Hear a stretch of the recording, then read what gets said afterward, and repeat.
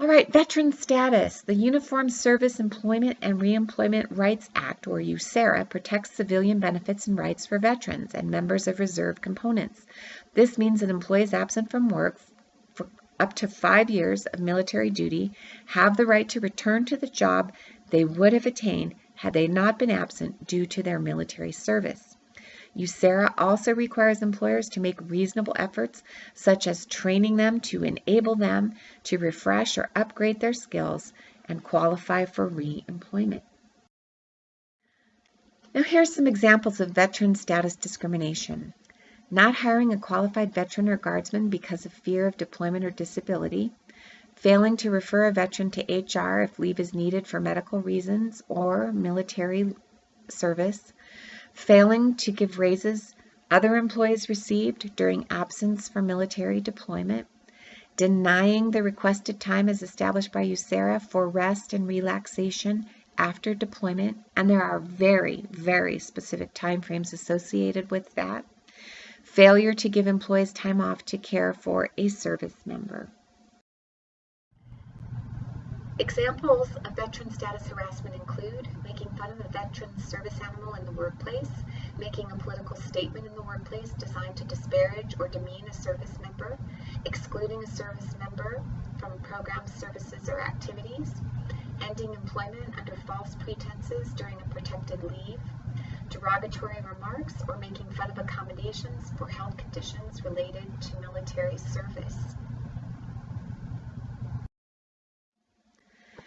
Now, we've already had a training about sex and gender discrimination, and that's our It's On Us program, but we do need to talk about it briefly here. We're going to focus more on the employee aspects today. Title IX of the Higher Education Opportunity Act states that no person in the United States shall, on the basis of sex, be excluded from participation in, be denied benefit of, or be subjected to discrimination under any education program or activity receiving federal funds. If a school knows or reasonably should know about harassment that creates a hostile environment, the school must do 3 things. 1, take immediate action to eliminate the harassment. 2, prevent its recurrence, and that's the most difficult. And 3, address its effects. It's important that the most qualified applicant is hired to do the work. Once in the workplace, a person's gender or sexuality is irrelevant. Often, sex discrimination is based on gender stereotyping. Examples of sex or gender discrimination may include inequitable pay based on gender for equivalent work, stating that only females should work in dining services because it's women's work, not allowing female maintenance or custodial employees to use power equipment because they are the weaker sex, limiting certain positions to certain genders. Examples of sexual orientation discrimination include not hiring a bisexual job applicant because coworkers are more comfortable dealing with heterosexuals, refusing to work with coworkers with differing sexual orientation than their own, passing over a heterosexual employee for a less qualified lesbian employee because of her sexual orientation, inequitable pay for equivalent work based on sexual orientation. Examples of gender identity discrimination: refusing to work with a transsexual employee because you're more comfortable dealing with heterosexuals, providing preferential treatment to transgender employees because of their gender identity, passing over an intersex employee for a less qualified male, asking a gender fluid individual why they are entering a gender neutral bathroom, providing inequitable pay for equivalent work based on gender identity. Now, this is going to be a familiar slide, examples of sexual harassment. These things are inappropriate in any workplace.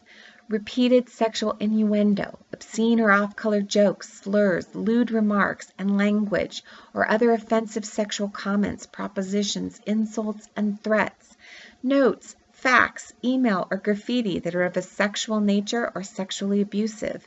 Leering, whistling, or other sexual suggestive sounds or gestures, displaying scantily clad or pornographic pictures, calendars, cartoons, or other sexual material in the workplace, coerced or unwelcome touching, patting, brushing up against, pinching, kissing, stroking, massaging, squeezing, fondling, or tickling, subtle or overt pressure for sexual favors, gender or sexual name-calling, demeaning statements or jokes, sexual harassment based on actual or perceived sexual orientation or gender identity, sexual assault, regardless of the gender or sex of the parties. Depending on the severity of these types of things, they may also be classified as hate crime reportable under the Clery Act on our annual campus security report. Remember, employees have a duty to report these types of misconduct in the workplace.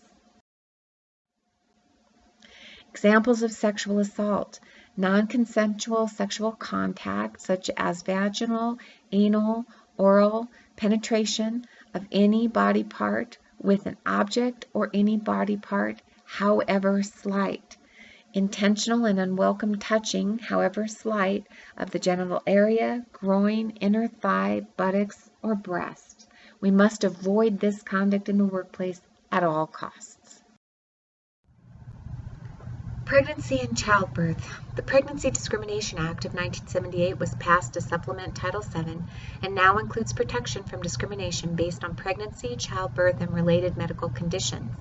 Employment decisions cannot be based on pregnancy, pregnancy-related disability, the ability to become pregnant, or the announced intention to become pregnant. In addition, pregnant women cannot be treated differently for leave policy, modification to duties, temporary transfers, and job security while on leave. Examples of pregnancy childbirth discrimination include denying a pregnant woman's request to not lift heavy boxes, even though another employee did not have to lift heavy boxes while recovering from surgery, not allowing a woman to pump breast milk at work in a safe place, preventing a woman from traveling on business trips while pregnant, preventing a woman from performing job duties because she is pregnant. Now I'd like to say a quick word about what pregnancy discrimination looks like when it comes to our students. If we have a syllabus and it indicates that a student cannot miss more than 3 courses, and a pregnant woman who is experiencing morning sickness is absent on the 4th day, we would be required to make an accommodation for that student. You would want to contact either Accessibility Services or my office so we could gather the medical documentation from the healthcare provider to confirm that that medical condition related to pregnancy is the reason for the absence, and then we would want to allow that person to make up any missed work. Why? Well, the Department of Education looks at all of the exceptions that are made. If we have students who are able to miss class for athletics or other duties or activities associated with the school, such as debate, and we have indicated through their absence that a student may perform successfully without being in the classroom more than your syllabus has indicated, the Department of Education would expect that the pregnant woman would receive the same latitude as the number of absences any other person has received. So keep that in mind. Examples of pregnancy childbirth harassment: repeated offensive or derogatory comments, jokes, gestures, graffiti, cartoons, or pictures related to pregnancy. Continual refusal of a pregnant woman's reasonable accommodation requests, such as sitting on a stool or change in work schedule for severe morning sickness if a doctor's note is provided to HR.